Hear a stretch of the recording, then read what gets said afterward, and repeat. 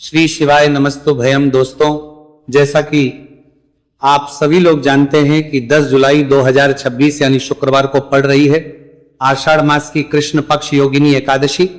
और दोस्तों, यह वह तिथि है जो आषाढ़ मास में पड़ने वाली सबसे बड़ी तिथि है, क्योंकि यह शुक्रवार के दिन पड़ रही है और इसका बहुत ही बड़ा और विशेष महत्व होता है। पूज्य गुरुजी ने कहा है कि अगर कभी भी मौका लग जाए और आषाढ़ महीने की एकादशी तिथि शुक्रवार को पड़ जाए तो आप लोगों 11 चावल के दाने का उपाय तो अवश्य ही करना चाहिए। इन दोनों का संयोग बहुत ही कम आता है। इसी के साथ में गुरुजी ने अपने शिवपुराण कथा में बताया है कि इस दिन आपको 11 चावल दाने का उपाय तो आपको अवश्य ही करना चाहिए, क्योंकि ऐसा दिन पूरे साल में सिर्फ एक ही बार आता है।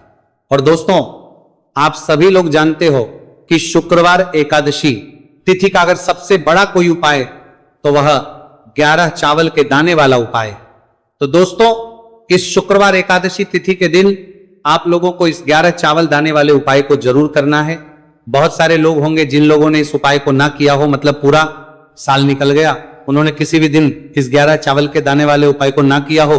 पर दोस्तों, आपके पास एक आखिरी मौका बचा हुआ है, जो कि 10 जुलाई शुक्रवार एकादशी तिथि के दिन है। तो इस दिन आप लोगों को इस वाले उपाय को जरूर कर लेना है। भले ही आप पूरे महीने भर इस उपाय को ना किया हो, पर अगर आपने इस आषाढ़ महीने की एकादशी तिथि के दिन अगर इस वाले उपाय को कर लिया तो आपको इस उपाय को करने का वो फल मिलेगा जिसकी आपने कभी कल्पना भी नहीं करी होगी। इसीलिए आप लोग इस वाले उपाय को एक बार जरूर कर लेना है, ताकि आप लोगों के हाथ से यह मौका ना जा सके और आपको इस उपाय को करने का फल मिल सके। दोस्तों, यह उपाय पंडित जी ने अपनी अभी की ही श्री शिव महापुराण की कथा में बताया है जी। इस उपाय को आज हम आपको बहुत अच्छे से समझाने वाले हैं। इस वीडियो को देखने बाद इस उपाय को समझने के लिए आपको कोई और वीडियो को देखने की जरूरत नहीं पड़ेगी। तो चलिए दोस्तों, उपाय को शुरू करते हैं। देखिए, ये इस आषाढ़ महीने के शुक्रवार एकादशी तिथि के दिन ये इतना खास होता है, इतना महत्वपूर्ण होता है, देखा गया है। कभी कभी बड़े बड़े पूजा पाठ अनुष्ठान से जो मनोकामना पूर्ण नहीं होते, वह आषाढ़ महीने के शुक्रवार एकादशी तिथि के दिन एक छोटे से उपाय करने से ही आपकी मनोकामना पूर्ण हो जाती है। और बहुत सारे लोग इस उपाय को किया भी है और उनको इस उपाय को करने का फल भी जरूर मिला है।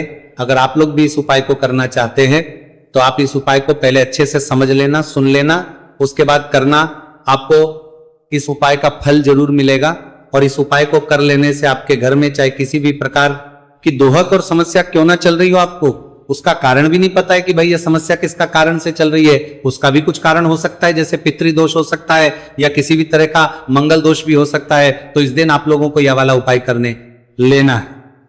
यह एक ऐसा उपाय है जिस उपाय को अगर किसी विशेष दिन पर किया जाए तो भाई उस विशेष दिन का जो है वो तो हमें मिलता ही मिलता है, पर हमने उस दिन पर इस उपाय को किया है तो हमें उससे भी बड़ा फल मिलता है, और फल बहुत जल्दी मिलता है, क्योंकि आप इस उपाय को बहुत ही बड़े और विशेष पर कर रहे हो।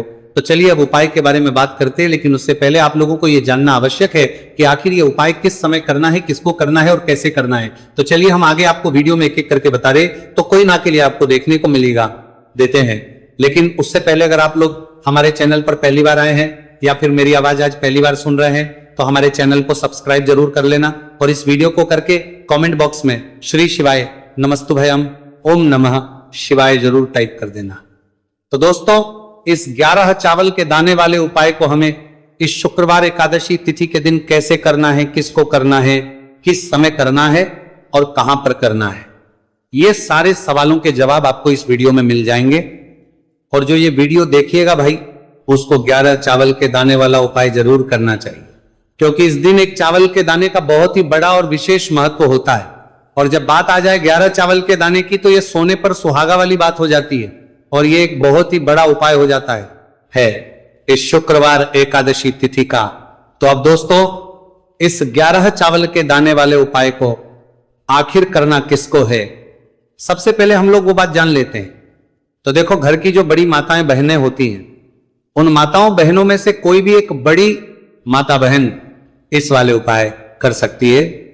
और दोस्तों, अगर आप चाहे तो अपने घर में से सभी सदस्यों को भी इस उपाय को करवा सकते हैं। अगर किसी व्यक्ति की खुद की कोई मनोकामना है, खुद की कोई दुख और परेशानी है जो कि वो अपने लिए ही करना चाहता है, इस वाले उपाय को तो वो खुद अपने लिए भी कर सकता है। बाकी अगर कोई घर में से ऐसा है जो कि अपने पूरे घर परिवार की सुख और शांति के लिए ये वाला उपाय करना चाहता है, तो भाई वो भी कर सकता है, उसमें भी कोई दिक्कत वाली नहीं है। कहने का मतलब यह है कि इस उपाय को हर एक सदस्य भी कर सकता है और पूरे घर परिवार के सदस्य के लिए घर की बड़ी माताओं बहनों में से कोई एक माता बहन भी कर सकती है। माताएं बहनें अगर घर में उपस्थित ना हो या वो यह वाला उपाय ना कर पा रही हो, तो फिर घर का कोई बड़ा सदस्य भी इस 11 चावल के दाने वाले उपाय को कर सकता है, चाहे फिर वो पुरुष ही क्यों ना हो, उसमें कोई भी दिक्कत वाली बात नहीं है। अब दोस्तों, इस 3 बल के दाने वाले उपाय को हमें करना कहां पर है? हमें इसे शिव जी के मंदिर में जाकर करना है। बहुत सारे लोग प्रश्न करते हैं हर एक उपाय को करते समय, क्या हम इस उपाय को घर पर कर सकते हैं? तो इस वाले उपाय को आप घर पर नहीं कर सकते हो। इस वाले उपाय को करने के लिए आपको शिव जी के मंदिर ही जाना पड़ेगा। उसके बाद में दोस्तों जो अगला प्रश्न निकल कर आता है वो ये आता है, इस उपाय को लेकर के आखिर इस उपाय को हमें किस समय करना है? सुबह के समय करना है कि शाम के समय करना है? तो देखो, इस वाले उपाय को आप लोग सुबह के समय भी कर सकते हो और शाम के समय प्रदोष काल में भी कर सकते हो। अब अगर आप पूछो कि भाई सबसे उत्तम समय कौन सा रहेगा इस 31 चावल के दाने वाले उपाय को करने का, तो हम आपसे बस यही कहेंगे कि इस उपाय को आप सुबह के समय करेंगे तो ज्यादा बेहतर होगा। बाकी अगर प्रदोष काल शाम के समय भी करेंगे तो भी अच्छा होगा, उसमें कोई भी दिक्कत वाली बात नहीं है। तो अब दोस्तों अगली सबसे बड़ी और महत्वपूर्ण बात आती है, वह यह आती है कि सुबह अगर हम उपाय को करेंगे तो हमें कितने बजे से लेकर कितने बजे तक के बीच में करना है, और शाम के समय प्रदोष काल में करेंगे तो हमें कितने बजे से लेकर कितने बजे के बीच में करना है।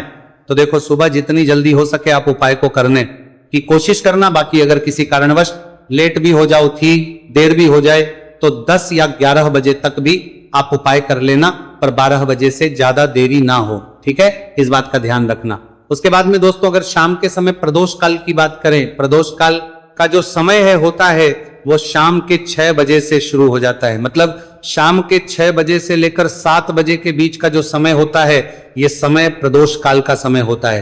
पर अभी जो मौसम चल रहा है, इस मौसम में जो है शाम बहुत देरी से होती है, तो आप इस उपाय को 7 या 8 बजे के बीच में भी कर सकते हो। मतलब शाम के 6 बजे से 8 बजे के बीच में आप कभी भी इस वाले उपाय को कर सकते हो, उसमें कोई भी दिक्कत वाली बात नहीं है।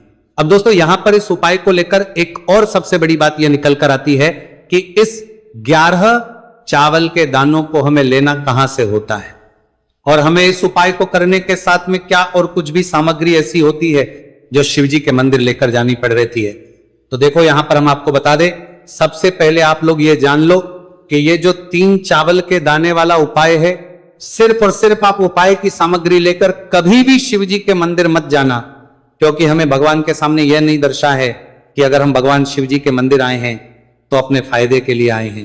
तो इसलिए जो भी पूजन सामग्री है, उपाय सामग्री है, 11 चावल के दाने, इसके साथ में आपको पूजन सामग्री भी जरूर लेकर जाना है।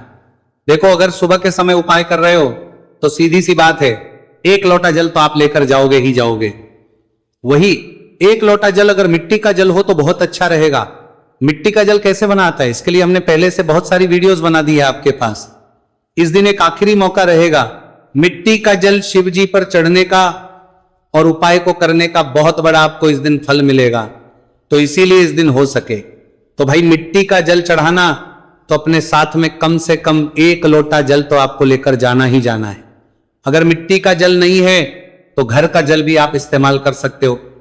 इसके अलावा जो भी पूजन सामग्री है, देखो 11 के दाने ये अलग आपके रहेंगे और जो आपकी पूजन सामग्री रहेगी वो अलग रहेगी। पूजन सामग्री में आप जो भी चीज लेकर जाना चाहे वो लेकर जा सकते हैं। एक बेलपत्र भी लेकर जा सकते हैं, उसमें कोई भी दिक्कत वाली बात नहीं है। वहीं अगर हम बात करें शाम के समय की, तो शाम के समय शिव जी पर जल नहीं चढ़ता है, इसीलिए शाम के समय आप लोग एक दीपक तैयार कर लें जो कि गोल तीखा आटे का शुद्ध देसी गाय का घी का होगा, है ना? इस बात का आप लोगों को ध्यान रखना है। और इस दीपक को आपको घर से जलाकर नहीं लेकर जाना है, भगवान शिव जी के मंदिर में जाकर ही जलाना है। इस बात का भी आप लोगों को ध्यान रखना है। अब दोस्तों यहां पर हमें इस बात को समझना है कि ये 11 चावल के दाने हमें लेना कहां से है। क्या हमें दुकान से लेकर आना है या हमें अपने घर से लेना है या कहां से लेकर आना है और कौन से चावल लेना है, क्योंकि चावल भी बहुत प्रकार के होते हैं। तो देखो, इन सभी सवालों के जवाब आप लोग एक बात में सुन लो कि भाई जो उपाय है, इस उपाय में आपको ये नहीं देखना है कि भाई कौन से चावल है कौन से चावल नहीं है।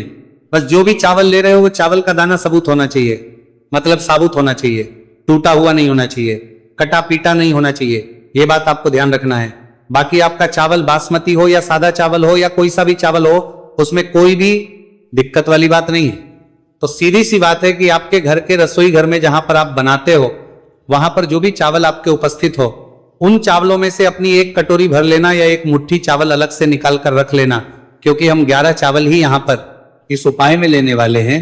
तो हमें ये चावल के दाने गिनकर निकालने पड़ेंगे, इस बात का आप लोगों को ध्यान रखना है।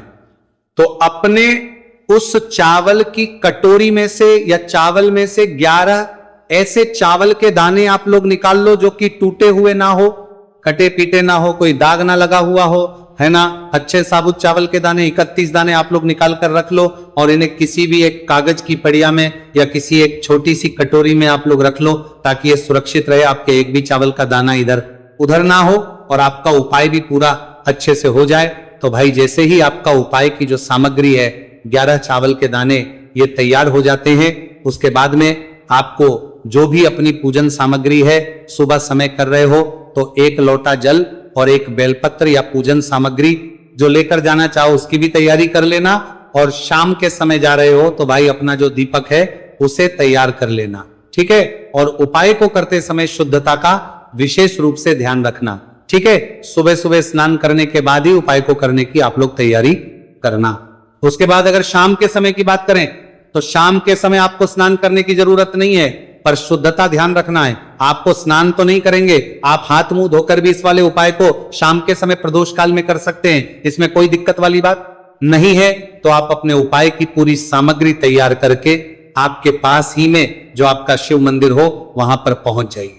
सबसे पहले शिव मंदिर में जाकर आप लोगों को उपाय नहीं करना है, पहले भगवान के दर्शन करना है, भगवान से आशीर्वाद प्राप्त करना है, फिर शिव जी की शिवलिंग के पास में आना है। शिवलिंग के पास में आने के बाद जो पूजन सामग्री लेकर आए हुए हैं, जैसे कि सुबह गए हुए होंगे तो 1 लोटा जल और जो भी पूजन सामग्री लेकर आए हैं आप उनसे भगवान शिव जी की पूजन कीजिए। सबसे पहले तो 1 लोटा जल ही चढ़ेगा, फिर आपको 1 बेलपत्र श्री शिवाय नमस्तुभयम का जाप करते हुए शिवलिंग पर चढ़ा देना है। उसके बाद में आपकी पूजन सामग्री चढ़ेगी। उसके बाद में अगर दोस्तों शाम के समय अगर आप इस उपाय को कर रहे हो तो अपने साथ कम से कम एक जो दीपक है गोल बाती का, जो आप अपने साथ में लेकर गए हो, उस दीपक को मंदिर में जाकर अपनी माचिस से जलाना है और उस दीपक को शिवलिंग के पास में रखना है, ठीक है। इस दीपक को रखने के बाद ही आप लोगों को अपना ये वाला उपाय शुरू करना है। और दीपक को ज्यादा पास में मत रखना, वैसे भी गर्मी पड़ रही है, भगवान शिव जी को आंच नहीं लगनी चाहिए, है ना। तो भाई जैसे ही आपकी पूजा अर्चना हो जाती है, आप भगवान शिव जी को प्रसन्न कर लेते हैं। उसके बाद शिवलिंग के पास ही में आप कहीं पर बैठ जाइए, सामने या आसपास जिस जगह पर आपको बैठना हो वहां पर बैठ जाइए और अपने वह 11 चावल के दाने अपने सामने निकाल कर रख लीजिए, क्योंकि अब यहां पर उपाय को यहां पर करने की आपको तैयारी करना है। और इस तरीके से जब आप उपाय करेंगे, पूजन सामग्री करने के बाद, पूजन अर्चना करने के बाद, तो आपको उपाय का फल बहुत जल्दी और बहुत होकर मिलेगा। तो अपने चावल के अपने सामने निकाल कर रख लेना। और ये जो उपाय है ये आपकी सीधे हाथ की हथेली से होगा, इसलिए इस बात का भी विशेष रूप से ध्यान रखना है। तो सीधे हाथ की हथेली का प्रयोग करके ही आप लोग अपना इस वाले उपाय को करना। अपने सामने जो भी आपके कागज की पुड़िया है उसको खोल कर रख लो, या कटोरी है तो भाई उसे अपने सामने रख लो और अपने वो 11 चावल के दाने निकाल लो, ठीक है। उसके बाद में दोस्तों अब आपको क्या करना है कि शिवलिंग आपके सामने होगी तो आपने वो 11 चावल के दाने एक एक करके जहां पर आपने बेलपत्र चढ़ाए हैं आपको शिव जी के शिवलिंग के ऊपर चढ़ाना है। कहां पर चढ़ाना है? शिवलिंग के ऊपर चढ़ाना है। और कहीं पर भी नहीं चढ़ाना है आपको अपने हथेली से, तो शिवलिंग के ऊपर चढ़ाना है। भले ही फिर वो अपने आप जलाधारी पर गिर जाए, ये मतलब वहीं पर गिर जाए, उसमें कोई दिक्कत वाली बात नहीं है, पर आप चढ़ाओ शिवलिंग के ऊपर। तो आपको क्या करना है, अपना पहला चावल का दाना उठाना है, श्री शिवाय नमस्तुभयम बोलना है और शिवलिंग पर चढ़ देना है।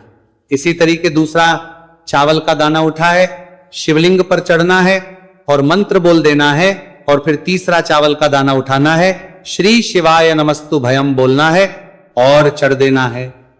इसी प्रकार से आपको पूरे 11 चावल के दाने एक एक करके शिव जी के शिवलिंग के ऊपर चढ़ाना है और भगवान से प्रार्थना करते जाना है। मतलब प्रार्थना तो आपको आखिरी में करना है, पर हर एक चावल के दाने को चढ़ाते समय श्री शिवाय नमस्तु भयम जरूर बोलना है।